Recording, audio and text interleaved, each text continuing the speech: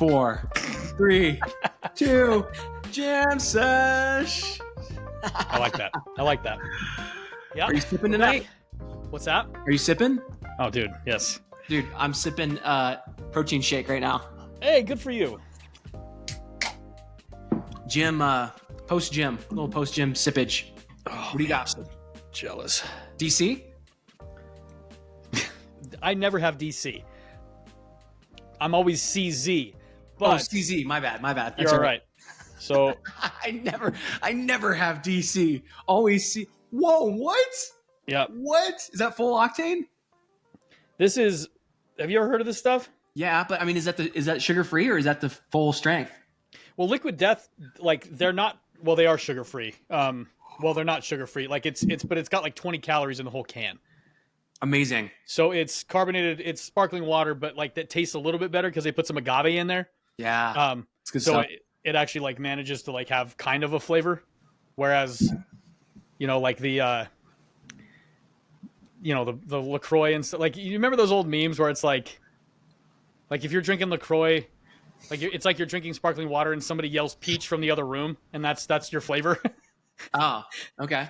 Because it's like, yeah, it's like it's so subtle that like it like flavor wise is not really even there. Yeah. It's like if you're drinking sparkling water and somebody who just ate a peach came and burped in your general vicinity. Like, so they're, so. Amazing. I'm so hungry. This stuff is pretty good though. Yeah. Like, and I love their marketing. Like, I think the marketing is top notch. Nice. Murder your thirst. I love that. So nice. Dude, how you been? It's making it, dude. It's been a couple weeks probably since our last jam. We've been messaging a little bit, but yeah, we're like 2 weeks and change into the new year now. Yeah. The all the resolutions have fallen by the wayside for several days at least at this point. Good. Is that where you find yourself? No, not really. Okay. Yeah, no, I'm holding. I'm tuned in last time. He did predict that. He did say the 10th was kind of like the cutoff date for any kind of resolutions. Get done whatever you need to by the 10th, because at the 10th, that's when it all. That's when it's time to party. Yeah, you're done. Yeah, it's hopeless at that point. Have you had any fast food? I haven't. Zero fast food. We're 16 days in. We're Chick-fil-A. No Chick-fil-A. Any Chipotle? So Chipotle is kind of like I haven't had any. Had any, but it's approved. Chipotle's allowed. Okay. Because it's mostly like actual food. Costa Vida, Cafe Rio, that kind of stuff allowed also. Don't have one around here, but Chipotle. I mean, I have a bias toward Chipotle because it was like it started in Denver. It's amazing. Was turning into a thing when I was in high school. So we spent a lot of time there, and like burritos back in my day, they were like $5.50 or something. So it was like, the burrito I get there now is like 11 or something, $11 or something like that. So it's like, but as a kid, that was a pretty slamming kind of spot to, like I could scrounge up $5 to go get a Chipotle burrito. Absolutely. Yeah. So yes, Chipotle is still allowed. I have not indulged yet, but it's one of the things near my work that I like don't feel gross after I eat. So yeah. No, dude, I've been taking a lot more leftovers and trying to just kind of control things that way a little bit. And so a little quick follow up. Please. Let's do it. You look good, by the way, dude. I'm not just saying that. Like you look, I don't know, maybe haircut. I trimmed up a little, just kind of right. Got to retame this thing every so often. But the calorie counting is working. The intermittent fasting is working. 2 weeks in and change, I'm down about nearly 8 pounds. So, dude, I think it came out of your face, man. You look different. Seriously. Maybe it did. I don't know if there's a right or wrong way for that comment to land, but you're a friend. No, with me, it's not. There's no wrong way. I'm good. Yeah, maybe the beard trim. Maybe like dude. 8 pounds is like legit for 2 weeks. Yeah, that's if you're doing it in a way that's like you could roll that way for a long time. I feel pretty good. I always this is certainly part of my cycle. Like I have a pretty easy time with about the first 10, 12. And then once like, the nitty gritty kicks in, I'm usually like, I'm pretty focused right now. So I'm usually good for a few months. And then I kind of maintain for a while and then, just roll back down the hill. So we'll we'll see. And I was worried about how I said my comment.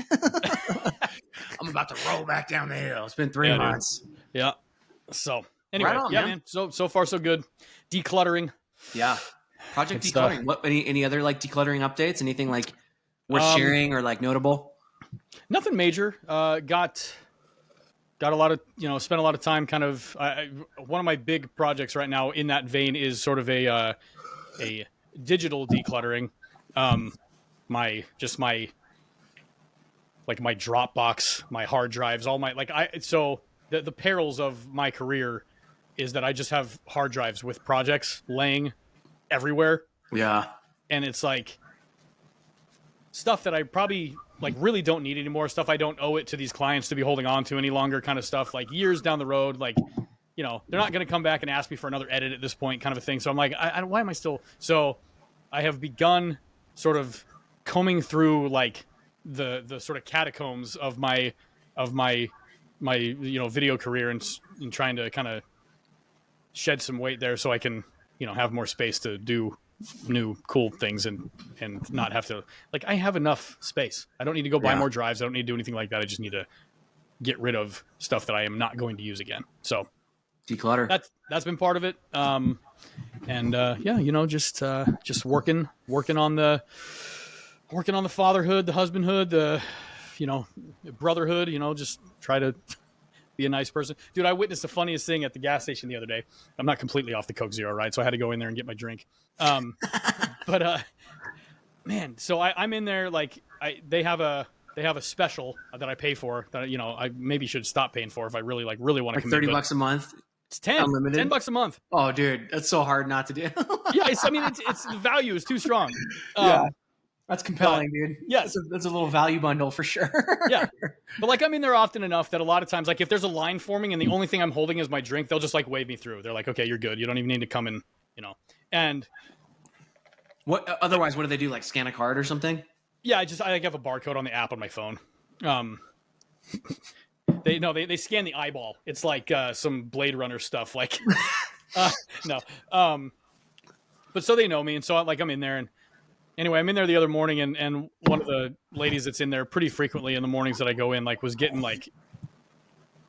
just railed on by this customer because she handed him the wrong cigarettes. He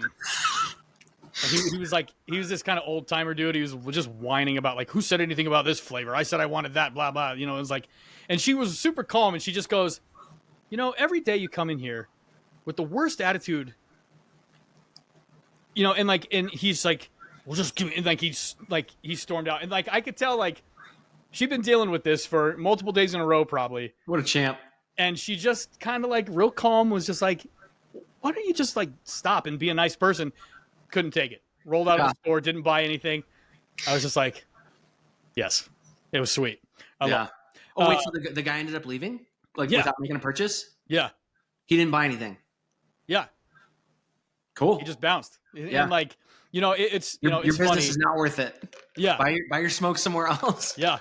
Yeah. I'm so she may have done his health a favor. I don't know. I got people in my life that smoke that I love and stop it. Stop doing that. So maybe she did him a favor.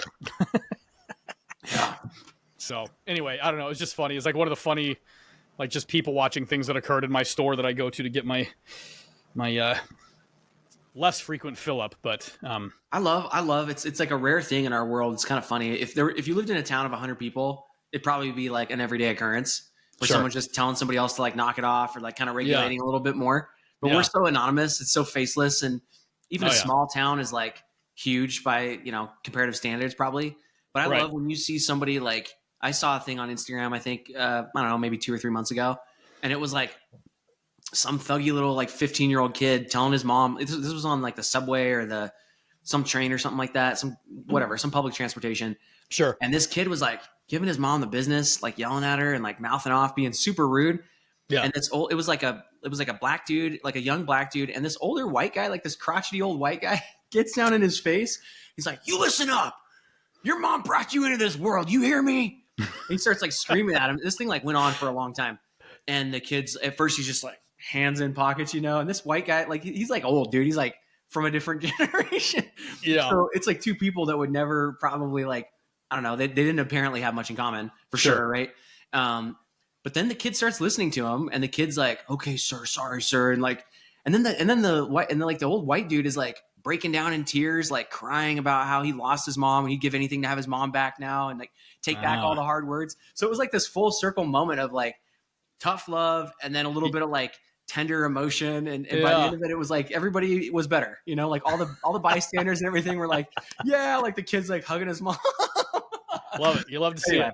Yeah, I even if it doesn't go that way, I always enjoy like just subtle, nice little check-ins where it's like, hey, dude, or like those sometimes you see on YouTube or something like those videos where people are just messing with whoever, but they'll like pull up at a red light and be like mad dog, and then like as soon as the other person kind of starts like mad dogging back, they'll just like laugh and just try to like snap people out of that, like, you know, that like knee-jerk response to just like bristle and be tough and mad. Right. Anyway. Humanity's funny, man. Like it's the I was, well, you know, the racial thing crossed through my head like a little bit on the scenario that I explained too. The cashier at the store is a young black lady. The dude's this cranky old white dude. Yeah. Like I'm like, and I'm not somebody that like, I don't search for that in every scenario I'm in, but like it was one of those things where I'm like, maybe, you know, like there could have been something there. But she handled it with absolute aplomb. Like she was so calm, so collected. It was just like, why do you come in every day so angry? Yeah, what a champ. And he just like, he had nothing to say. He's just like, no, I'll get my, just go. And it was like she didn't get in his face. She was not belligerent in any way whatsoever. Like she just was like, what is the deal? And that was all it took. And I was like, heck yeah, you know? Yeah. I don't know, man. Like I feel like the older I get, like the less patience I have with like, I'm having a bad day, and so therefore you are also going to have a bad day. Yeah. You know what I mean? Like I have like sort of a mantra that I'm trying to like download furiously onto my kids is something to the effect of like, don't make somebody's day worse having had to be around you. Yeah. Good. You know? And so I don't know, like in situations like that where it's like, you know, you go and ask for cigarettes, there are like 160 on the wall. Yeah. And if you go in and say the green ones, they're going to be like, you know, I don't know. Like I've watched that every time I go in there, it seems like I'm behind somebody that's trying to get cigarettes. And usually people are pretty patient about it, but they're like, yeah, the so-and-so, whatever brand, whatever thing. And they go to grab, like, no, that's not it. It's over. You know, like it's a huge wall. Like I had no idea cigarettes were so complex. But yeah, I don't know. It's just not that hard to be a nice person. So yeah, it's not. And you know, this we should like start like getting into our jams. But one of the ones I was gonna, maybe this is like a lead in for me. You also, no matter how old you are or how much money you make or how much the age gap is, or you said the race thing, or like any of the like anything, like no matter how different or maybe distinguished or whatever you feel like you might be from lots of other people, there's just so much like, there's so much good hearted life and living and just being able to be a little bit humble in all situations. Yeah. And when somebody tells you, when they point out to you and they're right, like, dude, you're kind of always in this like crouchy bad mood, then there's value in just being like, yeah, you're right. I'm sorry, you know? And it's hard. It's like hard. Very unnatural to do that. That's why, like at those red lights, when those guys mad dog, the natural reaction is for whoever else is next to him to just like mad dog back. I don't know what we're mad about, but I'm mad. Right. You know? But this book that I was going to kind of jam on for a second with you, I think I maybe threw to this last time. I had just barely started it. I think the ego is the enemy. Did I mention that at all? Yeah. Ryan Holiday one. Yeah. Did you read that yet or no? I have read that one. Yeah. Oh, well, we can talk then. Like, dude, scrub down, like royal scrub down. Felt like I got my butt kicked, like just tripped to the woodshed because I'm so guilty of so many of those things, man. Like, just, I don't know, just vanity. And like, and the point that he really made lots of times, this is a book for anybody listening. This is a book. It's called The Ego is the Enemy. It's by Ryan Holiday. He's kind of this new school Stoic, pretty young dude comparatively. I mean, he's been at this a while now. So he's probably like, I don't know, 37 or something like that now. But He's been an author and published bestsellers and stuff since he was like 20.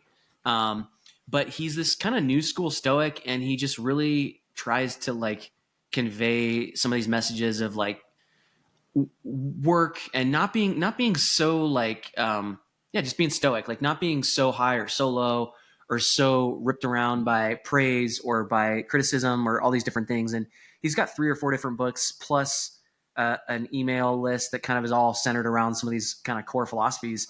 But I was called like, oh, you got it, yeah, right there, the Daily Stoic. But that's the name of his newsletter too, right? Yeah. But yeah. So that book is a Stoic thought for every calendar day. So you could just, fortune cookie per day for the whole year is kind of what the idea there. Anyway, keep going. Well, my point being, just when you share that story about the guy trying to get his cigarettes and just like, going to pieces over whatever incidental thing, there's a couple choices. Like, first of all, he made a choice to bring bad attitude in, which is just, it's an unfortunate way to fill your day. Like, and you're the one who has to be with it the most. Everybody else around you only has to be with it for 2 minutes or 2 hours, but like you have to have that all day. So first of all, that's a bad choice. Unfortunate choice. Second of all, like when somebody calls you out on it, like Ryan points out in this book, you have another choice, which is to double down on the ego, double down on like the gnarliness and like the just kind of curmudgeonly responses and all this kind of stuff, or to kind of like do that thing at the red light where you're like, yeah. And then it's like, it actually is a little funny. If the guy would have just been like, yeah, you're right, I was being a jackass, I'm sorry. And then she's like, everybody kind of has permission to be like, he's like, yeah, my bad, and take his cigarettes and go. But to double down on it, and there's lots of examples in this book, the ego is the enemy, where people just double down on ego in their responses, in their course of action, in their lack of accountability. Lots of good, he talks about Howard Hughes in this book. He talks about all these different like people that were called out in public that chose to like turn a little bit more humbly.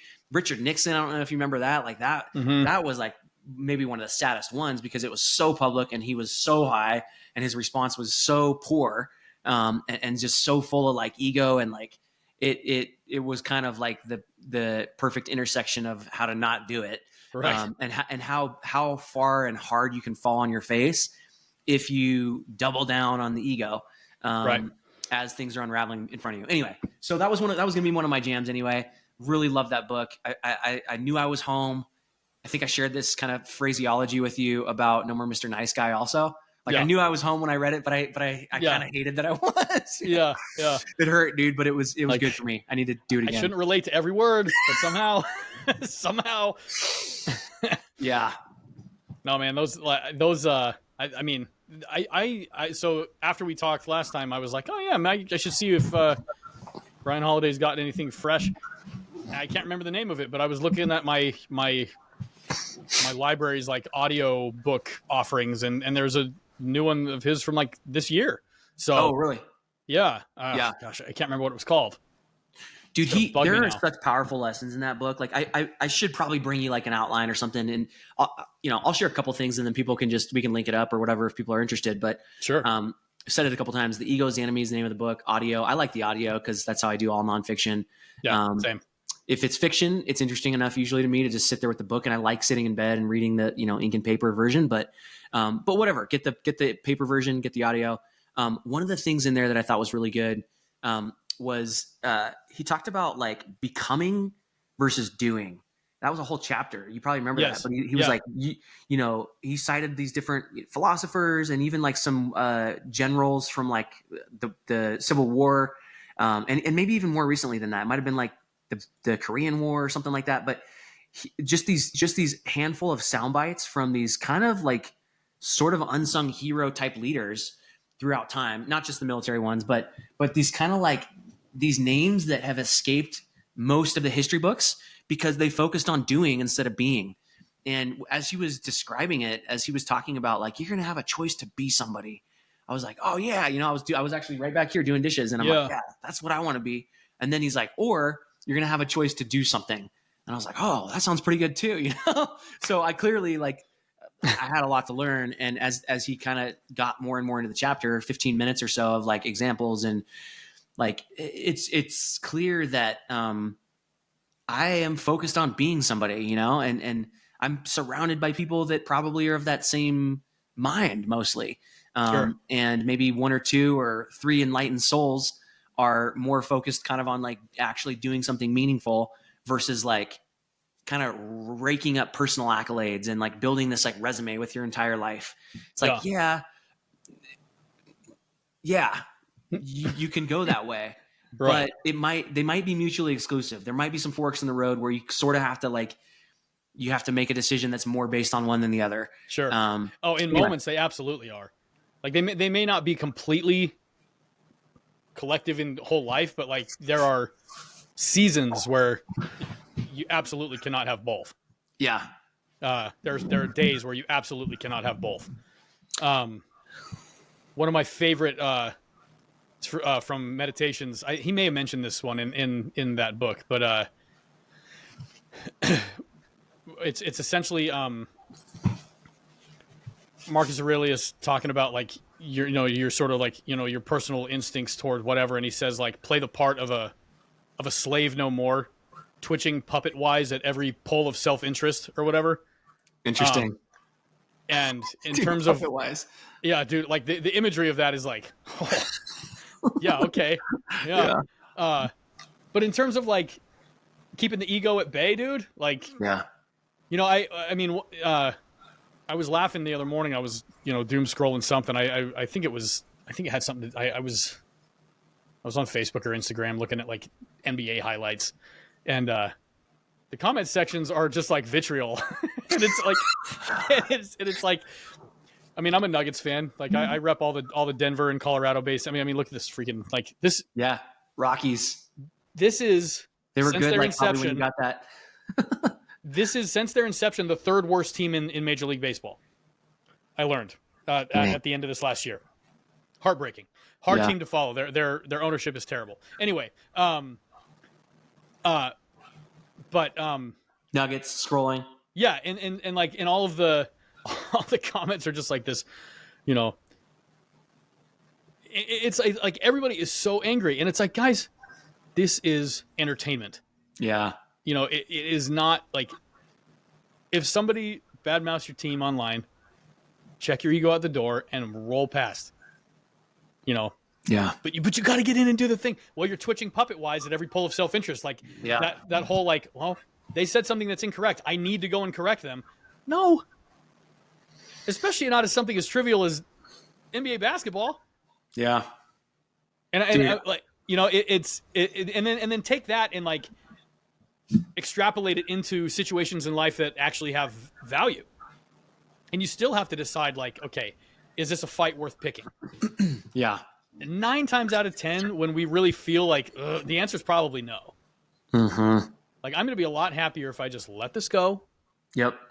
And again, like I'm not going to make this weird. I'm not going to like,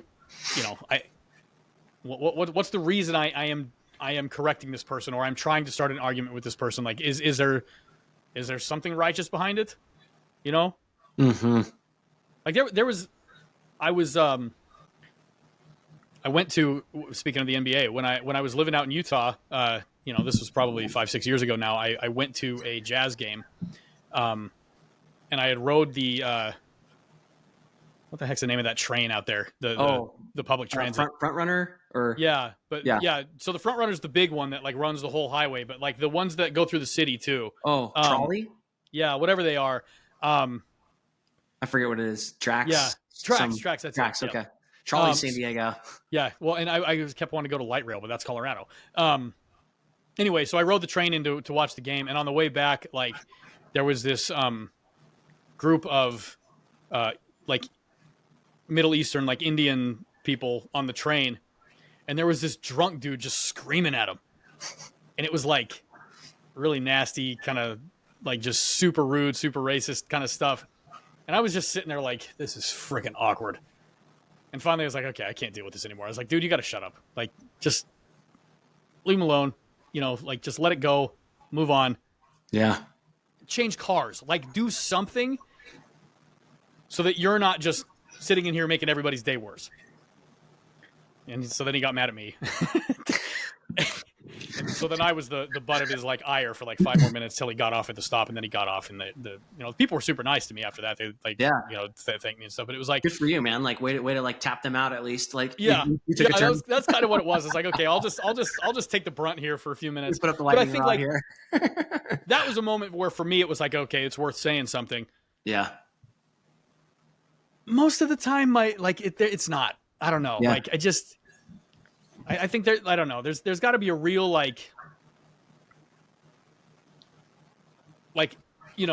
defending somebody against bullies, a justifiable reason to get confrontational. Something to that effect. But there's so much like unnecessary anger out there that's just purely I'm gonna use this moment to dunk on you. Mm-hmm. Yeah. I don't know. It's another one of those, like, the older I get, the less patience I have for it, which is funny because the entire point is like, well, have patience. But it's like, well, no, I mean, honestly, man, I would say in the example that you shared, having this Ryan Holiday book fresh on my mind, I would say to not speak up in that situation is probably more an act of ego than speaking up is. In mine, yes, I would agree. Yeah, because to not speak up, even when you know something, you're convicted that it's right or wrong, or like you have a conviction to the contrary. The reason that you're not speaking up is because you're so concerned about what other people think about you. In this case, maybe like a raving, like drunk dude, or maybe there's like other people in the car where you're like, oh, I don't want to, whatever, right? Like there's some sort of external locus of control that's like keeping you from doing what you're convicted of in your heart, right? And so I think in that case, it probably was good that you said that. And yeah, if that's a product of like getting older and whatever, like you're probably getting more to true north.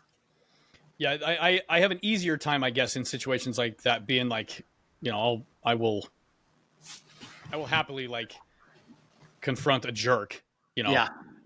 But I think in most cases, and I feel like, I don't know, a lot of my framing on this is just like online nonsense, which is not real life, but people treat it that way. But it's like in most cases, and I think in most cases, if you just scroll past or walk past or whatever, you're gonna have a happier day. Yep. Yeah, you don't. I agree, and yeah, like tempering what I said a second ago. Like it's not like your job to correct every single wrong, or to go set the record straight on like everything, and a lot of it, like you're saying. I mean, dude, I'm sitting here as you're sharing this. I am less than 24 hours removed from an exchange with my former wife, ex-wife, that I have practiced this on. that without going into details, to just be fair to her and me both, I asked some questions about some things. She gave, having to do with kids and parenting plan and things like that. She gave some kind of answers that I didn't think were really like, that sort of like miffed me. And dude, I was like dialing up a response in my head, kind of like, okay, well, like this point goes to this and this and this, and like, counterpoint point, like, and then I was like, hold on. And I thought about the book and I was like, what's really what is happening right now inside of me? What's happening? Is it that I'm so concerned about the kids' well-being? Is it that I'm so worried about or is it 72% the fact that she kind of blew off what I was saying or slighted, I feel a little miffed or slighted or whatever. Sure. And, I don't know if she'll ever watch this, probably not, or whoever else does, but I think it's a good example regardless. I think it's a good case study. And, I think, maybe if I were to have learned some of this stuff while we were still married, things would have gone differently. Who knows? But it's never too late. And I think it was cool that I liked being able to notice myself in process of like getting ready to kind of be like, hold on, I think I'm justified in and just being like, before you make your little thing, like just take a deep breath. And I think, and also no response is a fine response, and no response doesn't mean no response never.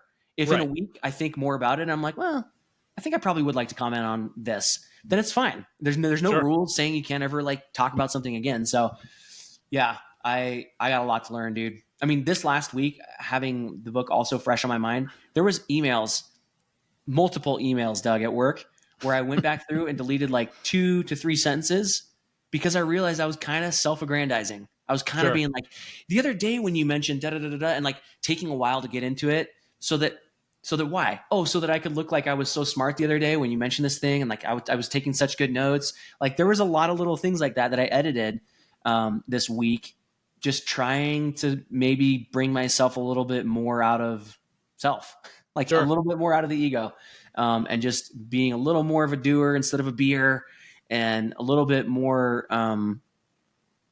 I don't know, like a little bit more honest in how I'm communicating and like what I'm doing versus like always having this like thing in the background of like, and how do I put the me spin on it? You know, like how do I, anyway, so yeah, sure. Yeah. Dude. So that's my first jam, dude. I like it. And, we're just going to keep on going with it a little bit just cause I want to ask whatever you want to like lead in, like you got the next one. Well, I want to ask you a follow-up on your main character mantra. What's how you know we're 16 days in. What's the scuttlebutt on that? Sounds very ego-ish, doesn't it? Should I throw it all out? I did think about that, you know. But the way like I explained this, I think to you last time, the way that I want to use that as like inspiration in tough moments. Sure. And there's maybe a less ego-y way to say it that would accomplish the same thing. But no, that's not why I'm asking for the record. I know. I just had to at least make that comment because I have thought about that. You know, I was like, oh, it's January 7th, and I'm reading this book about like ego, and here I am like feeling so great about myself for having themed this year the main character moment. You know, like redo mulligan. No. Just allow the context. Give it some room to breathe. It's all right. Yeah, I know what you're asking now, and God bless you for not like being the one that letting me like make that point on my own. No, I have used it. I mentioned the little like tough exchange the other day with the ex, and that was minor, but I thought about it, and I thought about that. There was a couple days where I got up, 5 o'clock, like I've been trying to do to work on my stuff. My 90-day PhD is done now. It's officially done. But doctor, congratulations. Yeah, your eminence is in the building. I gotta get a certificate. Yeah, you do. A humble certificate, but I gotta get a certificate, something to commemorate. But anyway, I still kind of want to do this waking up at 5, and so that was like a little main character. Like, dude, I don't feel that great right now. I kind of hurt for like the first 30 minutes. But yeah, I've thought about it. I've tried to go to that little source of inspiration, and I'm liking it. And I also did reflect on that with the ego book, and I think there's helpful and unhealthy ends that you can go to with that. So sure. Yeah. Short answer. So far, so good though. Yeah. On the whole, you'd say nice. Good for you. Yeah. Let's keep it light for a minute. Couple more follow-ups. Yeah, please. Did you watch Die Hard over Christmas? Dude, oh, this is so embarrassing. Yeah. It's all right. It's kind of. Dude, okay. I started it probably like 9 times. Oh my gosh. And kept falling asleep. I think I actually watched it. Like, what happens at the very, very end? I think I watched the final thing. He gets out of the building alive and finds his wife, and well, dude, if you didn't, I don't want to spoil it. I'm pretty sure I did. He's like talking to that dude that's down on the ground. He's like making friends with that cop. They're talking about, hey, if you make it out of here alive, whatever. Yep. And then those guys have to get like, they have to go try to cut the power someplace. Like they walk off, and I think I was like, that's pretty close to the end, right? It's close, yeah. Yeah. You're not going to do it. Okay. I'm not going to. I know, because okay. I'm not going to, because like there's a couple like beats that still happen like after the, so I need to make sure that you were there. Okay. So okay. That's okay. But at least you have entered the, you've made it. So you do not need to. I finally figured out the genesis of Yippee-ki-yay. There you go. Yeah. I never knew where that quote was from. I will say this: the credits roll, and they're playing "Let It Snow," okay. And there's like ash coming down from the building, and so it's kind of right. And So going back to the reason I asked that initially, even though we're past Christmas, was it a Christmas movie? Yeah, I would say it is. I agree. Yeah. So I'm glad we're on the same page there. Because I, not leaving the ego at the door, like I was ready to hit you with my diatribe about... if I chose wrong? Yeah. Yeah. I would have just hung up the call. I like, no. No, man, it's, to me, like, they say that, like, if Christmas was removed from the movie, would it be the same movie kind of a thing? Like, or like, would it be the same story? And, you can decide, like, I guess it could be another corporate event, but, like, the fact is like, he was going there on Christmas Eve for her thing. Yeah. Because it was Christmas Eve. That's pretty Christmassy to me. Opens with Christmas music, closes with Christmas music. There's Christmas jokes throughout. The freaking soundtrack has bells in it the whole time. Jingle bells. Like, it's Christmassy.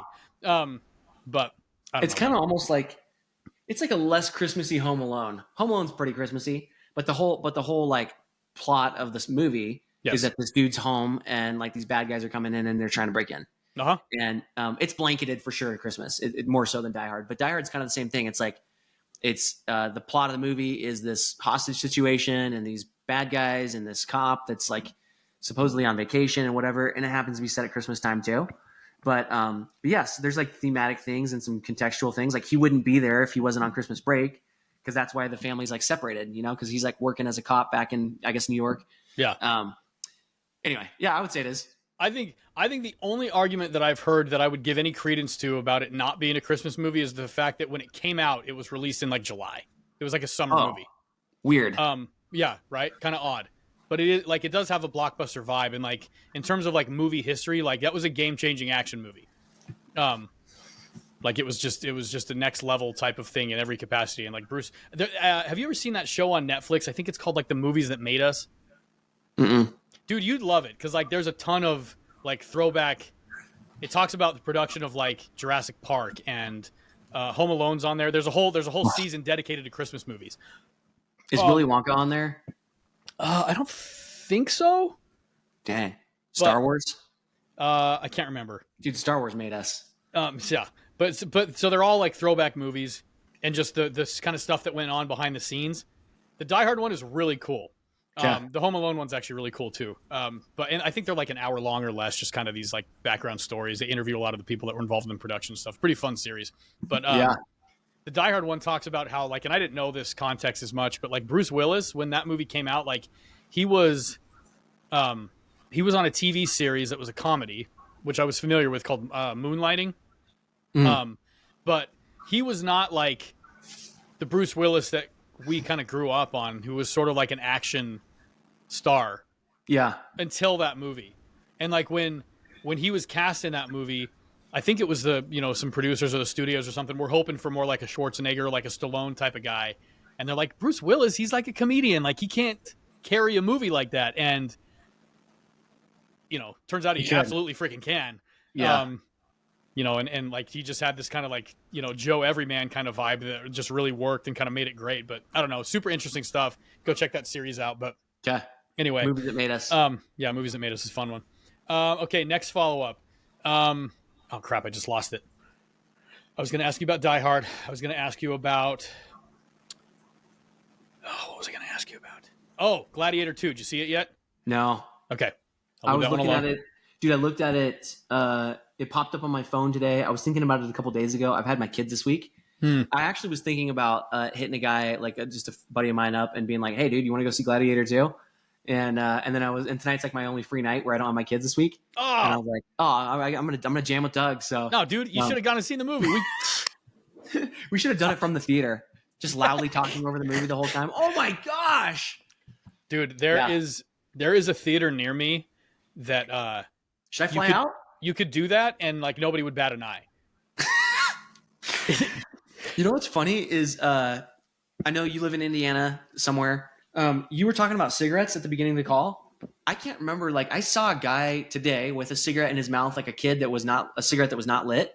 But beyond that, I haven't seen somebody smoking cigarettes for, I don't know, like months. I feel like that's it's awesome. Like I almost never see people smoking cigarettes in Boulder. Boulder's like healthy and affluent, and probably a lot of things that like don't lend themselves to like the cigarette demographic. But I don't know. I wonder how different it is. Like where people definitely yell at you in a movie theater in most places in the world if you were doing this. But I mean, so the nice theater here in town, you absolutely couldn't get away with it. But so I live pretty I'm about 1 mile south of the Michigan border. Okay. So we're very close to Michigan. And so north of us, there's a town in Michigan that has this theater that like we go there when we want to take our kids to the movies, like the whole family, because if they get a little restless, like it just doesn't matter. Like this place, dude, like it is the experience I had in the movies in the 90s. Like you walk in, the floor is sticky. Yeah. Good smell. It's cheap. Yeah. It's like $4 a ticket. They have the new movies. Here for it. They have the popcorn bucket you can buy for $4 and then you can refill it for $1. And as long as you own the bucket, you can bring it.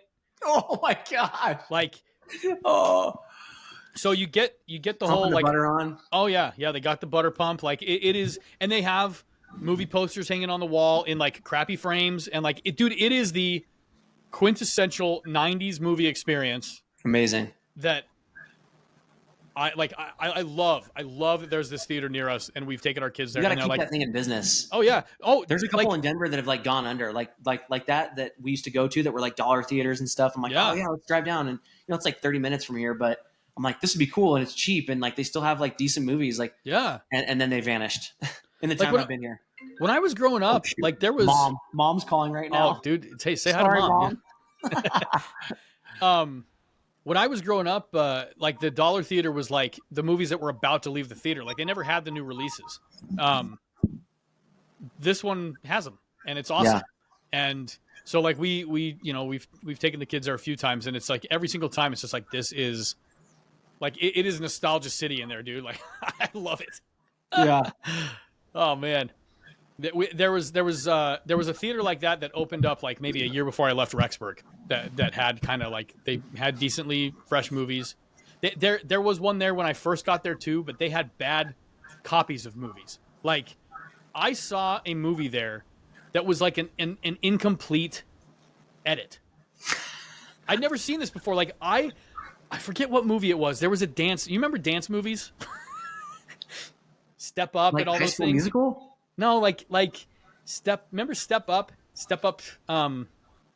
like dance competition. Kind of. Movies, I don't think I saw them, but I remember. Well, there was like a whole run of these in like the mid to late aughts, but like there was a movie. I think it was one where Antonio Banderas was like a substitute teacher and he like taught kids how to dance or something. And I'm watching this movie. Sounds like a guy's night. Oh, right there. It's actually a great movie. But I'm watching I went and saw the movie in the good theater. Whatever the one is over there by Walmart in Rexburg.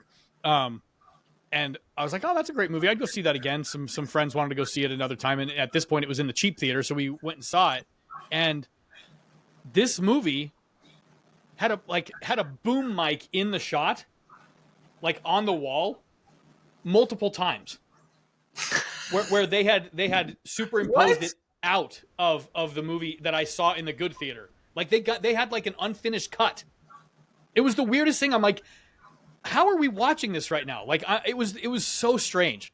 Yeah, but it was supposed to be. It was supposed to be like the dance movie that was like a major motion picture. Yeah, like an Antonio Banderas movie. Yeah, and it was like the story was the same, the music was the same, all the lines, like the edit was right, but there was these weird little things where I'm like, I'm seeing the production. That's awesome. I mean, you see it every once in a while on a blue moon where like one will slip into a TV show or something, or like you'll catch them. But like this was like full on like 30 seconds of boom. Yeah. It's like that doesn't make sense. Like that was I don't know how they got the copy. Maybe I don't know, but it was weird. Like it was like I've never heard of this. Yeah, that was like either. The movie and also the making of 2 in 1. Yeah. It was so weird. I'm like, boy, you really get what you pay for sometimes, you know? Like this was $1.50. So, dude, I'm from Escondido, California, and there was a theater. Anybody that's happening to listen to this may know this if you know Escondido, old Escondido. But there was a theater called the Vineyard that was amazing. It was $1 and it was a double header. Oh, so it was basically like 50 cents a movie. And they had 2 double headers. They had 4 movies like at any given time. And they had 2 theaters. and it would basically be like the kid family appropriate double feature. I keep calling them double headers. It's baseball, baby. Yeah. Love double headers, by the way, but it would be a family double feature in one theater. And then there'd be like the kind of like big kid and adult double feature that was like rated R or PG-13 in this other theater. And there were plenty of times that we would just try to like watch them all, you know, like theater hop and like make cheat the theater out of an extra $1. Yeah. But it was so awesome. Just like that grease in the air when you walk in, like so comforting, like I'm home, you know, like just smelling the old, like greasy carpet, like the popcorny carpet, and like I don't know, just the like the smell of like being on your own with your friends, like dropped off by your parents in 6th grade to go watch this double feature of whatever thing. And coming out of the theater and it was like dark, like, ooh, it's late now. That was a long day at the movies. Yeah. We got here at 11 a.m. Yeah. Sometimes I would rollerblade there. I would ride my rollerblades with my friends. We also had a friend, my sister's friend, Shanti Doyle. Can't believe I remember her name. Nobody will know that, but she worked there and she would sometimes let us in free. Oh, dude. If we didn't have $1. She's doing God's work, man. Like, I know. You gotta let the kids see the movies, dude. Yeah. She definitely like sowed some good energy with that one. I hope it came back to her, but that was a fun, and then it went the way of the buffalo, dude. It of course, places don't make any money. And actually that whole, like, it was part of a whole like kind of shopping area, like an old school kind of mall, like an unmall that was like mostly a power center retail thing with like, you know, those ones from like the 70s and 80s that would be like upstairs and downstairs. And sometimes you had to like go inside and there'd be like a courtyard level. Yeah. You'd like go into the interior and there'd be like dentist offices and stuff upstairs and you could like look down. It was kind of that vibe. And the whole thing just went and it became like Home Depot or something. So, but it had its day, dude. And the people that know, it was amazing. Dude, what you just described was the Dollar Theater in my hometown too. Really? It was you walked into the bigger building and you were in this weird lobby and there was this weird split level staircase going up to other offices and things. But then on the one side was this little theater. Yeah. It's called Elvis. Did you grow up in Littleton? Yeah. Yeah. Funny, dude. Yeah. I guess that's just the Dollar Theater vibe everywhere. I love it, dude. I and dude, movies are so expensive now. It's crazy. Like you can do the thing. Who is it? Like Cinemark does the thing where it's like $4 Tuesdays or something like that. And that's pretty good. It's hard to complain about that. We have the Cinemark. Our nice one in town is a Cinemark. So Jamie and I have gone to movies at night on Tuesday nights, like quite a few times where we get everybody in bed and then just go catch a movie. Cause I went to go get tickets for, man, what do the kids all want to see over Christmas break? Probably Wicked. And I was looking at $13.75 per ticket. I'm like, dude, I am not spending. How much per ticket? $13.75. Okay. Like that is obscene to me, dude. Like, and that's still light. Like if you, probably around, I don't have paid for full price movies, but I think if they're like 16 something, and in California they'll be like 16 or 18. Yeah. Like, dude. Crazy. I went to, one of the trade shows I used to cover when I was at Future. I went to LA. It was at the convention center, and I had some time to blow. Like so I would go to these events and go film. You know, it must have been E3, which is a big video game thing. And but the writers that I was there to work with didn't have, like, they had a meeting like that was a kind of a closed door embargoed info type meeting that cameras couldn't be at. So you had to go like entertain yourself. Yeah, so I had 4 hours to blow, so I went and saw a movie, and it was like $19. Oh my gosh. And it was like, this is the most expensive movie I've ever been to in my life. Luckily I just used part of my per diem. But I was going to ask, actually, smart move. Yeah. So, but yeah, dude, like it's pricey now, no matter where you are. Dude, what other jams you got, man? So here's, this, I don't know what this qualifies at. It's like I'm going to take a poll of one. If you were in my shoes, what would you do here? Okay. I'm excited. There's a little surprise energy when I hear you say that. I will tell you that this problem has solved itself as of today. Okay. But I still want your input on what. Just a mental exercise. Yes. Let's get it. So we have a little bit of a lull in life right now, to the point where I'm like, okay, I have time to go and do a show. For the 3 listeners that don't know me, I occasionally dip my toe in like musical theater and things of that nature a little bit. So very good, by the way. Great voice, fun energy. He's got stuff you should check out online. Check out some clips. You're very nice. But anyway, so last one was School of Rock, right? Yeah. So I did School of Rock last fall. Super fun. And so there's a couple auditions coming up, and one of them is with the group that I've done all of my shows with so far, since I've kind of gotten back into this over the last couple of years. It's a pretty good show. I mean, it's a great show, really. It's super fun. But then there's another group in town that is doing a show that is the music is freaking great. Yeah. But they're farther away, and I know a couple of people that are involved there because they the first show that I did back at the other place, they were involved in that one. So I know them, and they're great, but they're far away, and in terms of their like entity, it's less known to me. Whereas the one that's a little bit closer to me, that's a little more comfortable, because I know what to expect and everything. So pretty good show in an environment that I'm comfortable with, or great show in an environment that I don't necessarily know, that's farther away and inconvenient in every other level. If you were in my shoes, what would you do? Dude, I gotta go farther away.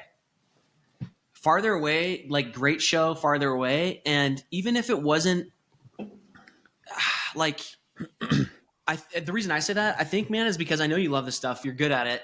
I've watched lots and lots of your video clips, like all your shorts and stuff. And to me, it seems like that would stretch you more, and also also bring more to your like professional, not professional, you're not getting paid, but just like that your performing table. Sure. Like you're going to meet more people, and it's going to be kind of like it's, I don't know. To me, it feels more of an opportunity kind of than staying with what's already familiar. That's my thought. Fair enough. Yeah. Yeah. So that was the plan. Today I found out that I'm going to have a work trip on the week that their show is playing. Oh. And like most places, it's community theater, so people are really cool about if you have some days you have to miss rehearsal because of work or family or whatever, it's like you said, you're not getting paid, so you can't really demand like a full-time type of whatever. But the tech week leading into the weekend of the show is pretty much unmissable, because it's the only time you have in the actual theater you're playing in to get the lights right and get the blocking right and kind of get it all set up with props and costumes and the whole thing. And this trip that I'm going to be going on for work is going to extend into the actual show dates. And so it was like, well, I guess that made my choice for me. Yeah. But that's all right. So good on you though, for choosing a little bit of a stretching experience, even though ultimately it resolved differently, but that's cool. Yeah. So the fun part of it is that, the one that's closer to me is still it's a fun, so they're doing Charlie and the Chocolate Factory. So I'm going to, I'm going to go try out for that. It's on Saturday. So dude, are you going to try to be Willy Wonka? They don't happily, if they want me to do that. They don't. It's pretty interesting how they do it. You don't really go in. You can you can put that on your paper. One of their things they ask is, are you willing to accept any role you're offered? Okay. And so you're not reading for one part. Not necessarily. They'll have you read for the last one I did, they didn't even have us read. I think it depends on how big the crowd is, and maybe how crucial, if the the acting required, it has some kind of very specific kind of detail thing they would need to know. But a lot of times they'll just have you sing part of one of the songs. The choreographer will be there and teach you some dance moves. That's the worst part for me every time, and it's so freaking public, and I look like such an idiot.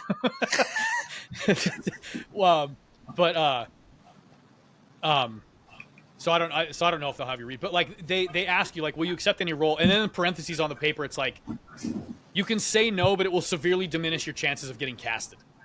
Gotcha. Because at that point, it's like, okay, you can either, accept any part, which is always the boat that I'm in. Like, I just want to go and have the experience.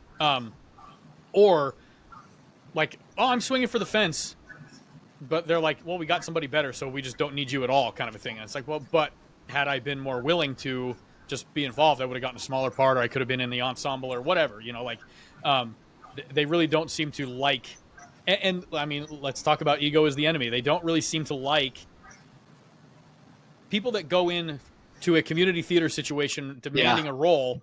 Are probably not going to be that fun to be around, Yeah. So it's not that vibe. Yeah. It's not it's not the major leagues. Like, yeah. Like, and I mean, I'll need a limo and, yeah. Tell me about your craft services. What kind of food are you going to be, I don't know. Green room? To the credit of at least this group that I've done most of my stuff with, like, I mean, I guess I maybe have gotten lucky with the cast that I've been a part of, but just super fun, super chill, really not a lot of ego, like being brought to the table. Like, people just kind of want to come and have an experience and make something cool. And the fun part is, like, because they play in, like, kind of like, it's a big theater for the county. Like, it seats like 1,700 people. Dang. I've never seen it fill. Yeah, it's a nice room, dude. Yeah. Like, I none of the shows that I've played have filled that place. I think is it classic? Is it like an old one, or is it pretty new? It's old. It's 100 years old. No way. It was remodeled pretty heavily, like within the last 10 to 15 years. I think somebody told me something like that. Don't quote me on that, all you people that love the learner. But it's a sweet room. Yeah. Like I remember, like, the first show I did there was coming up on 2 years ago now. And I remember when we rolled in on like Tech Week to, like, get stuff set up, and I stood on the stage, it was like, whoa. Solid vibe. Oh my gosh. Like, it's huge. Like, you do your mic check and your voice is, like, echoing through the place, and you're like, wow. This is like, so, which is a far cry from, like, the community theater that I saw growing up, like, was in the basement of a church. Yeah. Like, it so could fun. It could, oh yeah, super fun. But, like, it's just a different vibe when you're sitting on folding chairs versus when you're in an actual, like, venue. Like, this is the place where, I mean, we don't get a lot of, like, A-list bands that come through, but we will get, like, those occasional, like, classic rockers that are still kind of doing it. And they play this joint. Cool. And so, and we'll get comedians through on occasion that will do that place and stuff too, stuff like that. So, like, I mean, but it's a cool. So, like, when you go in there to do a show, it's like, all right, like, this is kind of like my sort of, like, pretending to be the big time thing. And so that is one of the fun parts of the joint that's closer to me, is that they get to play in probably the coolest room that any of the local, like, community sort of troops have access to. Yeah. Which honestly is a pretty cool part of the experience there. The joint that I was trying to go to, so the other show is a play called Anastasia. It's based on the Don Bluth movie from the 90s, which is freaking awesome. Super great music, super just kind of cool story. It's fictitious history about the Romanov, the Russian Empire. And but anyway, great show, great music. And they play in a pretty nice little theater down there, but it's gosh, it's the better part of an hour away from my house. So it's like, dang. I mean, the thing about these shows for me, dude, is like 2 to 3 nights a week, I'm pretty much gone. Dang. So it's a big ask in terms of, like, for my family and my wife and stuff. And so if I can not have to add, an extra 90 minutes of commute there and back to the mix on those nights. Yeah. So, like, there's a lot of give and take there, but I think I had resigned myself. Like, I am going to go do that show, but then, my work kind of made the decision for me. So, but dude, that said, win-win. I mean, it's like, I'll have a great time either way. Those are unique opportunities that I cherish. I never thought I'd do this stuff again, dude. Like, I did them in high school. I was in the chorus all the time. I was like a tree and stuff like that, so, it's kind of fun to kind of dip your toe back into that type of thing after a 20-year break and kind of be like, oh, you know what? Like, turns out it's still pretty good way to kind of get an outlet and kill a few weeks. So, anyway, awesome. So yeah, Charlie and the Chocolate Factory. Next time we do this, I'll hopefully have some info about that. But I mean, in the movie, Wonka is amazing. He's the best. And then Yep. I think the next coolest part probably is the grandpa dude. It's like he's so great. I mean, he kills it. Whoever that is in the movie kills it. Yep. But it's just a funny character, and it's he brings like so much like weirdness and just joyful like I don't know, he's just fun, dude. Like the scene like that should be a movie that made us. Actually, I asked, right? I said, is Wonka in there? Yeah, I don't remember if it is. It's okay if it is, not, I haven't watched that one, but dude, Wonka for sure is in my Willy Wonka and the Chocolate Factory is in my top 10. Sure. So anyway, you'll have to keep us posted. Yep. Dude, can I wanted to I asked you over before we started. Can I share? I want to share like a pretty cool. I got like a business jam to share with you, dude. Yeah. I think you might like this. Do you have a share thing on the bottom of your screen? I do. Yeah, just click that. Light it up. Let's see what it does. So before, I guess, let me see if I can do this. Oh man, I might not be able to. Google Chrome. I think I have to like do that thing where I open my settings and I do it. We got time. Let's see. What do I do here? I'm gonna not do this. All right. So I'm not gonna share. I'm not gonna do that. But listen to this. This is cool. I'll just explain. Yeah. So I found this thing. I actually found this probably close to a year ago. It might have been like May of 24. 23 is 2 years ago now. Holy cow. I know, isn't that crazy? You said that and I like didn't bat an eye. Yeah, I know. And then you said 24. I was like, my old friend. Oh, that's a while. I found this thing. It's really cool. It's like a tracking. It's like a pixel that you add on your website that can track when visitors come visit a certain page, any page on your website, and connect them to a LinkedIn profile if they're logged into LinkedIn. So it's just like a Facebook tracking pixel for advertising or anything like that. Sure. This one happens to work for LinkedIn. And it's really cool. I mean, because it's LinkedIn, it's really good for business to business. So if you are selling any kind of professional service, or you're like doing marketing for real estate agents, or you're, I don't know, whatever thing you're doing, if you sell to other businesses, especially if it's high ticket, this thing is really cool. So I found it. It's called RB2B, letter R, B2B. Okay. And it's a product of this company called retention.com. And I found it probably, like I said, May of 24. And dude, I put it on this website for this company that I now work for. At that time, it was just a client. And we were getting like 300 or so profiles a day. Because the site gets pretty good traffic. I worked to get SEO traffic really strong for a while. And it's done pretty good. And so now I have this tracking, pixel on the site, and it connects with these LinkedIn profiles, just anybody that's logged into LinkedIn. Maybe it's not quite 300 a day. I don't think it's quite 300 a day. It's probably a little over 100 a day, because I think it's about 1,000 a week. Okay. Anyway, regardless, it's a lot of information, and it's really cool, man. Like I'm not going to try to log over now, but I'm just looking. So I got, maybe it's not even quite 1,000 a week. I'm looking at this list of 1,162 people that I think took 2 weeks. So I might be up in the night a little bit here. Might be more like 500 to 600, 550 or so a week. But dude, it will give you their name, their LinkedIn profile, obviously all the LinkedIn information that's tied to that, like their title, their company. It'll pull their LinkedIn email address, which usually isn't publicly available on LinkedIn. Right. But it's pretty good. Usually it's their company email address, and they are usually proactive about updating that. So unlike some other, directories or repositories of people's email addresses, this one, I haven't done a lot of marketing with it yet, but it feels like it would be a good one. It will give you all the page information. Like I'm looking at this guy right now. Let's see. And he landed on veteran moving assistance. My company, arcrelocation.com/veteran moving assistance, a page that we have. He was referred by Google. It'll tell you how long he spent on the site, if he went to multiple pages. And it's just cool how it pulls it into this interface that also at the same time gives you the amount of employees that the company has, the revenue. And then if there's a button down below, or kind of right next to his name, for every one of these people that says connect on LinkedIn. So you can just right there click the button, and it will allow you to connect with them. It's pretty neat. If you have, again, business to business application for this thing, if you have a higher ticket, longer funnel service or product offering, it's intriguing because it allows you the opportunity to sort of reach out. I mean, connecting with somebody on LinkedIn, people feel different ways about it, but it's pretty low commitment.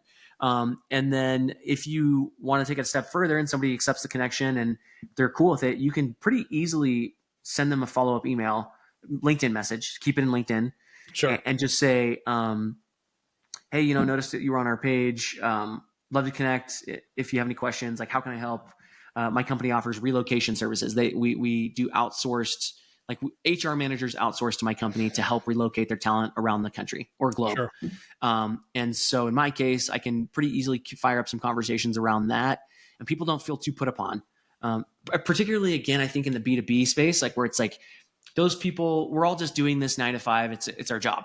And founders and entrepreneurs and stuff are doing it at 2 a.m. But still, it's like, I don't know. It doesn't feel as intrusive as if you're like trying to maybe sell somebody like furniture for their house, or you're like coming to them for like insurance Sure. or for something for their kids, or that might feel a little bit more like, what are you doing? Like my info and whatever. But where this thing is just business to business, largely what it's giving you is LinkedIn information, and you can kind of transact a little bit top funnel anyway via LinkedIn. Right.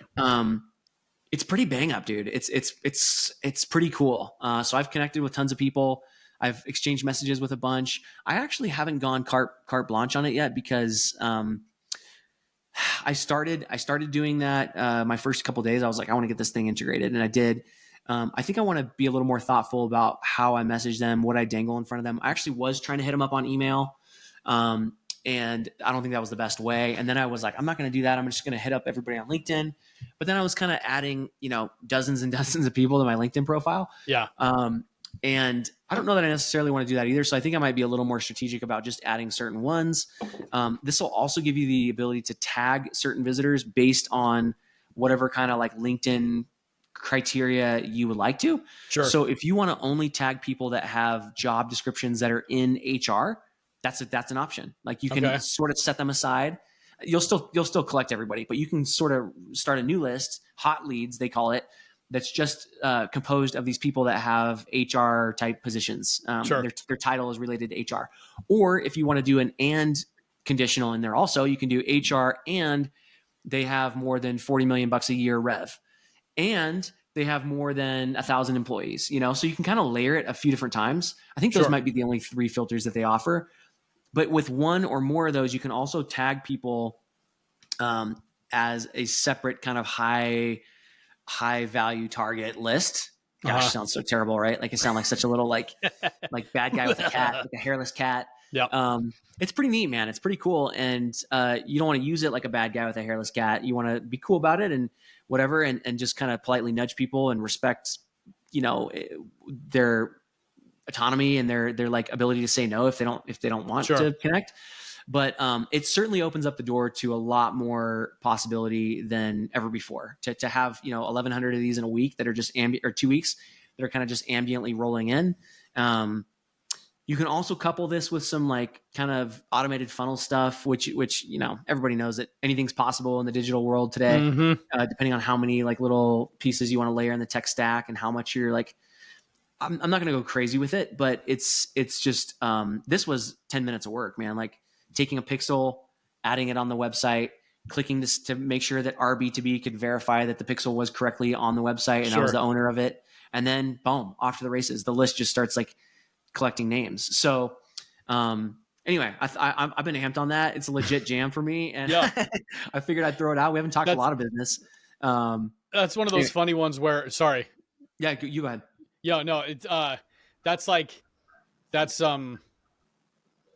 it's like geek stuff within that realm, right? Yeah. Like stuff.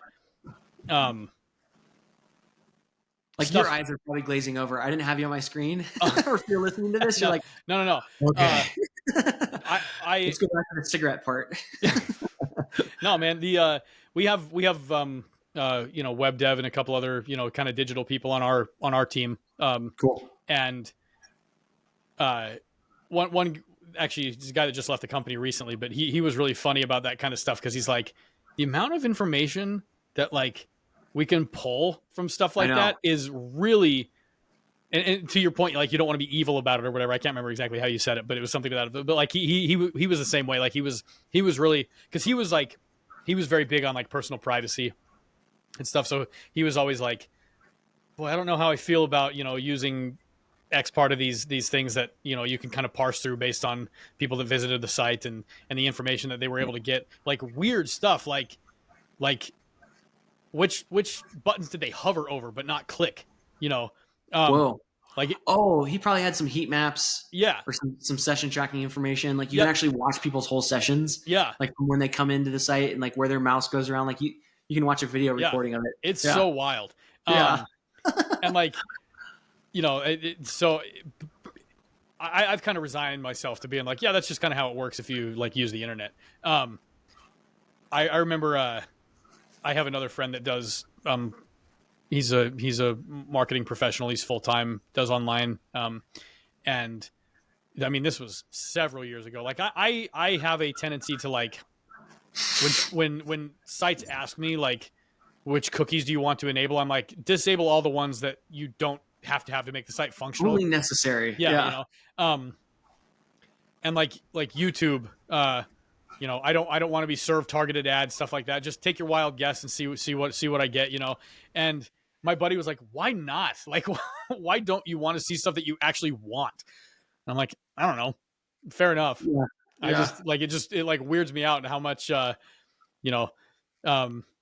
I've gotten to the point now where like I try and like confuse the algorithms a little bit. The ones that are like the social media ones, especially like when I get served ads, I always like I'll go through phases where every time I see an ad, I X out of it and say I never want to see it again, and they ask me why, and I just write irrelevant, no matter what it is. Yeah, just to see like, all right, well, let's just keep getting weirder. I don't have to try. Like you actually have to try on YouTube. My stuff is so weird. It's so, it is now. Yeah, for my kids, like a animal rescue video, like a music video from some band. Like oh yeah. Oh no, YouTube's algorithm for me is super weird. Like I the stuff that I subscribe to, like I don't subscribe to too much stuff, but it's like equal parts like music stuff, nature videos, fishing, things of that kind of thing. Padres. Sports. I got meditation because I'll do meditations on YouTube, like guided meditations for 10 minutes or something. There's like a weird smattering for me. Yeah. And so, yeah, like it's a strange, I mean, a lot of my stuff is like production based things like, how-tos or something. How-tos, like, yeah, when it comes to like, After Effects and Premiere type stuff. And, yeah, I mean, it's a strange, like you said, it's a strange smattering, but like, it's functional. But yeah, the whole idea of like pixels and cookies and stuff like that. Like I've had to sort of like resign myself over the years to being like, yeah, okay. If you're going to exist in this world, some of that's going on. You got to be okay with it. I will say that when I do get like cold emails based on stuff like that at my work email, like I don't mind at all. Most of the time, I mean, I never respond to them if it's not applicable in some way. And even when it is, like, I'm not the one in charge of our budget, so I don't have any say over the the stuff that I'm being advertised. But yeah, when those things show up in my personal email, I'm like, gosh dang it, I let the ball drop somewhere. They got me. I got to go back and examine. Yeah. Dude, one more? You got one more for us? We're probably getting to be about time here, but if you got one more, dude, I want to hear it. I was just I had this thing because I'm doing it, so I was just gonna read January 16th. Yeah, let's see what we get. I really wish if I could screen share, I would have a good one for you. But I'll bring it up next time. Maybe. Yeah, let's. It's kind of stoic, also. Yeah, we'll get the permissions worked out and actually get that settled. All right, dude, here we go. Well, yeah, go ahead. No, hit me. I was gonna say, I wonder if I could just go audio on it, but I want to hear what you got too. So lesser known Stoic Musonius Rufus, familiar? Says so in the majority of other things, the theme of this is never do anything out of habit. So in the majority of other things, we address circumstances not in accordance with the right assumptions, but mostly by following wretched habit. Since all that I've said is the case, the person in training must seek to rise above so as to stop seeking out pleasure and steering away from pain, to stop clinging to living and abhorring death, and in the case of property and money, to stop valuing receiving over giving. And then Ryan Holiday's extension of that is, a worker is asked, why did you do it this way? The answer, because it's the way we've always done things. The answer frustrates every good boss and sets the mouth of every entrepreneur watering. The worker has stopped thinking and is mindlessly operating out of habit. The business is ripe for disruption by a competitor, and the worker will probably get fired by any thinking boss. We should apply the same ruthlessness to our own habits. In fact, we are studying philosophy precisely to break ourselves of rote behavior. Find what you do out of rote memory or routine. Ask yourself, is this really the best way to do it? Know why you do what you do, and do it for the right reasons. Amen. That's actually funny. That sets off a mini jam that I was not planning on bringing, but I will just talk about for like 2 minutes. We've had a lot of it's been the story of my entire time working at the place I have. Like our department has sort of readjusted in some way or another, changes in the hierarchy, changes in the structure every 6 months or something since I've been in the business. And for a while, a lot of the responses we would get when we would try to do sort of unusual video styles or campaign styles in our marketing was like, well, that's, it doesn't really fit our brand. It's not how we kind of, like to show our stuff, whatever.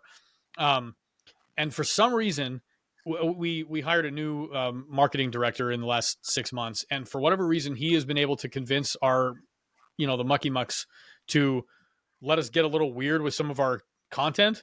Nice. And which is awesome. And I've been handed ownership of things that I really haven't in the last several years.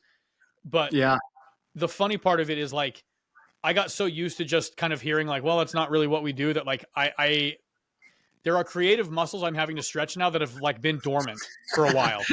Yeah. And so I'm coming up to regurgitating that same soundbite to somebody else. No, I don't think so, man. We don't really. Yeah. Almost. Oh, wait. Yeah. It's not that I want to, but it's yeah. Wait, you're asking me to design the messaging? Anytime I've tried this in the past, I've just been told, no, don't do that. So, and so it's just kind of funny to whole well, this is always how we've done things. For really the first major time in at least a few years since I've been here, that's not really the answer I'm getting. And so it's nice. Oh, so it's kind of cool, but it's also I'm kind of finding myself having to shake the rust off of and so it's been kind of an interesting challenge lately. Okay, what can I actually bring to this that I would have been interested in bringing to it, 2 years ago, but would have been told no. Yeah. And so, I don't know, kind of fascinating, interesting stuff going on. Yeah, that's cool. Yeah. Fits the, again, I mean, it's not just this new year. It's kind of been going on since kind of the fall, but it certainly fits the vibe of a new season and just all right, let's try something different and see what's what. So with what you do, I don't know how much you care to share exactly in this venue here, but remind me, are you mostly doing, is it mostly social video, stuff that's going to be cut up into shorts or go on YouTube or things like that? Or is it so it's both. I do product stuff. Most of our product promo stuff. Actually, we halfway through my time here, they hired another video editor. So there's two of us. There's two video producers in the joint. Okay. And so I say it's we. We both do product promo. We both do social media short stuff. And there's not really he owns the entirety of one section and I own the entirety of other. It's kind of just doled out as to who's got time and who doesn't, kind of a thing. But Gotcha. It's a great deal of both. And more social stuff now than I've been used to, which is, it's good. It's stuff that I kind of need to be able to know and wrap my head around. And I'm having to kind of reframe the way I see that. Cause I spend a lot of time, stuck in my ways. I'm a movie dork. So I like horizontal. I like landscape framing. So all this stuff, everything I make now, they're okay, make it in vertical now too. And I'm yeah. But I kind of have to. And so it's it's been good in that I've had to kind of stretch and kind of reframe the way that I think about things. And, but now on top of that, to be sort of like being given some kind of creative license that I really haven't had in the last couple of years. It's like, it's cool, but it's also like, oh man, like I've kind of been resting on my laurels because I haven't had to not, Yeah. And so to all of a sudden have enabled. to Just kind phoning of it in. be handed the reins on stuff and kind of be like, like the quality of this lives and dies by my own ideas rather than, somebody else just kind of handing me the sheet of the talking points in, please stay within these very wide, very narrow parameters. Like, I don't know, just interesting changes occurring. So it's kind of fun. Yeah. It's kind of also like, I don't know. I'm not, I'm definitely not complaining about it. It's a good thing, but it's just funny to kind of be like, I had sort of just been sitting in this kind of forced complacency for a little while. And it's like, well, that's not really going to work anymore. And so I'm having to kind of like, okay, well, time to retool. So interesting. Yeah. But yeah, man, dude, respect. I think, that's a cool place to be. And I know it's ebbs and flows, and it sounds like it's mostly been the other flavor. I can relate a little bit. I'm in this new gig. I'm still very much in the honeymoon phase. Couple like, I think today is my 1 month mark. Okay. December 16th is when my first day. So it's been 1 month and I've gotten a few things done. And I think there's like a good sentiment about me. And I have a lot of, optimism about like what's possible. And I know that doesn't last forever, but it's cool in the beginning, at least, to kind of, before you start hitting different walls and like learning where the boundaries are, to kind of, have some of what you're talking about, like that feeling of like, oh man, I could like bounce all these new ideas, and like there's going to be a few that these guys have never thought of, and they're going to appreciate, and they're going to like pull out the credit card and say, go for it, Right. So anyway, congrats. Keep it up. Yeah, dude. Still makes me laugh that you're back in corporate. Never thought I'd see it today. You see this face? Does this look like a corpo face? Not really. But you know what? It's pretty uncorporate. I mean, I got myself my own like office space here in Boulder. The guy's out of Puerto Rico. Like, he's based out of DC, and then he moved to Puerto Rico, and then he hired some people in Denver, and like people just kind of, I mean, they're like, a lot of other people don't go to any of those offices. Like they are customer service reps that are in like New Mexico and Florida and whatever. And, I mean, I'm like in the honeymoon phase. And so I kind of like, I'm putting on like button up shirts and slacks and like cruising in the office every day. No one cares. I don't have to do that. Yeah. I could like be in my underwear in my house and do the job just fine. Probably helps like to sort of just make a habit out of kind of like the ritual, so that you just got to get back. Bad. Rituals are bad. I'm all about the ritual, dude. I was thinking about that when you were sharing a minute ago. I think Greatest Salesman in the World, Og Mandino, that like classic book. I think he has a chapter that's called Form Good Habits and Become Their Slaves on the far other end of what, both true in their own right. Sure. But yeah, I'm trying to put in some good energy and just sort of see how I can build momentum and like, put myself in a mind space to do it. But, it's to your point. It's just a lot of green lights so far. And it's a nice feeling to kind of like feel like the suck hasn't caught up to me yet. It'll get there for sure. And when it does, you have to embrace it. I'll get yelled at for something. I'll make a bad mistake. There'll be like something that, I disagree with the boss over, and it gets a little bit more like tense than whatever. Like something will happen, or a couple things will happen, I'm sure. But for the moment, it's all kind of like you're talking about, where it's just like the reins are sort of in my hands, and a lot of things that I can do. Yeah. Yeah, it's a good spot to be. Yeah. Dude, is this our 2-hour jam? Yeah, we're about there. We're at we're at about 140 right now, or 130 something. So, dude, we don't do anything in 10 minutes, man. I know. Yeah. Try as we might. One of these days we'll get it under an hour. But yeah. Who are we to spit in the face of a good chat? So I didn't see you sip very much, man. Oh, dude, this thing's almost empty. You must not love that liquid death. It's almost gone. Okay. I got like one more gulp here. Right on, man. Well, brother, thanks for making time, man. It's good to see you. Yep. I like our jams. I like our little like setup that we have here with we're rocking Riverside, by the way, if anybody's curious. Yeah, dude. It's pretty cool. Looks cool. Cool options. Pretty slick little setup. Makes it really easy. Yeah, So. dude, I'm going to Puerto Rico next week. Speaking of work, Hey, that'll be fun. Dude, Denver is going to be -6 degrees. I don't know if you guys are getting hit with it at all. oh, But it's like we had a cold week. -14. Ugh. Well, you're what? We had a cold week, and we have a colder one coming. Like I think we're down to like 2 degrees next week, something like that. So, jeez. Yeah, so it's a good. I'll be flying out Monday, which I think is when it starts. So hopefully I miss most of it, and I'm in Puerto Rico in my shorts when everybody else is back here freezing. How long are you staying? Just till Friday. I mean, maybe we should jam while you're there. Get you some tropical environs. Yeah. Oh, dude. Thank you, Doug. Thank you for saying that, by the way. Nicely worded, and I get so happy when I hear you say tropical environs. I love the tropical environs. I love, I was in Panama for a year and thought it was amazing. And I think Florida is really cool. I think we talked about that last time. You were talking about hurricanes and stuff, but yeah, I if I didn't have kids, this would be a nice time for me to kind of kick out. And my boss is down in Puerto Rico. He has an office down there. There's 10 or 12 people every day marching in and doing work, and half are Puerto Ricans, and actually probably more like, I don't know, 3/4 are Puerto Ricans. And there's a few people that are transplanted from the US. But yeah, it should be good. And if it goes well, and if we're able to kind of crank out a lot of stuff, I'm mostly just going down there to kind of get some FaceTime and meet some of the office. And then all the things that are a little bit more discombobulated, like doing remotely, like it seems like we'll just be able to crank out a lot more. Yeah. But we're actually going to be doing a little video next week. He's got a guy down there that's going to be kind of doing some product video for social, some kind of storytelling stuff. Okay. And then, yeah, just kind of doing all the regular stuff, but doing it in person. So if it goes well, maybe there will be more trips. Maybe there's a jam in the future, a PR, like, beachside jam. Heck yeah. Yeah. I'll just sit here in my little dungeon here.